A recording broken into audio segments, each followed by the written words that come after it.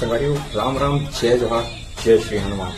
संगवारियों शनि माह दिन 12 अप्रैल के सनातन के सबसे बड़े पर्व कलयुग के महाराजा श्री हनुमान जी, श्री राम के दुलावरा और माता अंजनी के प्यारा, इन सबके वीर बजरंग बली महावीर हनुमान जी का जन्मोत्सव। इस जन्मोत्सव को धूमधाम से सेलिब्रेट करने के लिए, उत्सव को उत्सव के रूप में मनाने के लिए तैयार है पूरा सहसपुर दिल्ली और आसपास के जितने भी एरिया है वो, है ना। तो इस उत्सव के अवसर पर हमारे पूरे सहसपुर दिल्ली में के साथियों के सहयोग से भव्य विशाल बाइक रैली का आयोजन किया गया है, जिसमें आप सभी हनुमान भक्त की सादर आमंत्रित हैं।